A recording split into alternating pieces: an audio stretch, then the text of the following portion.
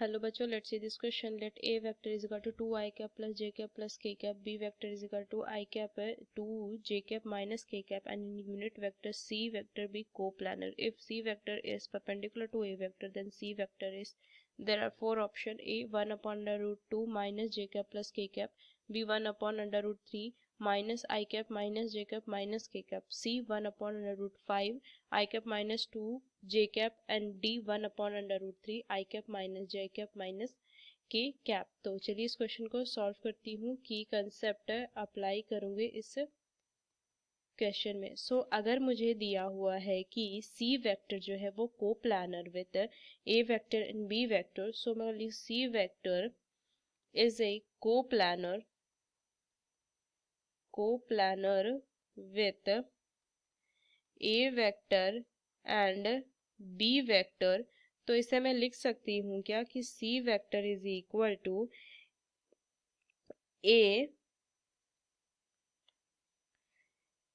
x a vector plus y b vector, ये लिख सकती हूँ.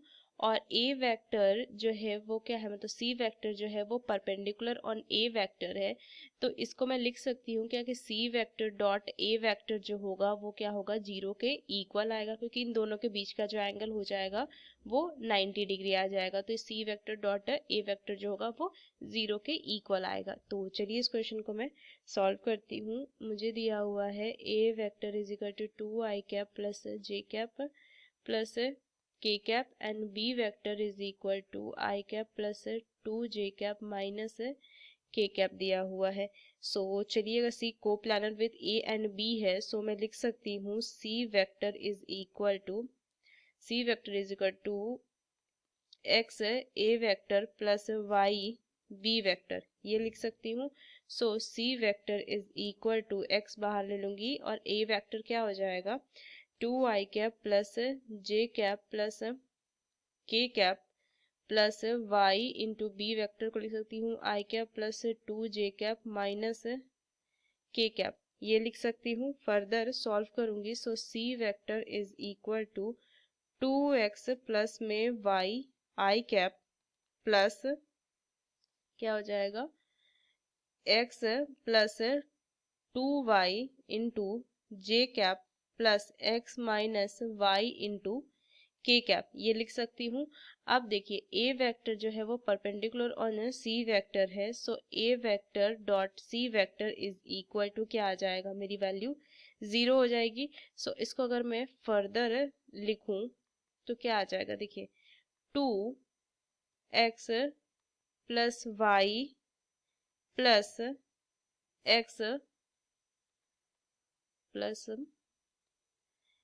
x plus 2y plus x minus y is equal to 0, ये मैं लिख सकती हूँ. y इज इक्वल टू कितना हो जाएगा, माइनस ऑफ 2x, क्योंकि यहाँ से अगर मैं देखूँ तो ये क्या 2x आ जाएगा और ये कितना हो जाएगा, y बचेगा.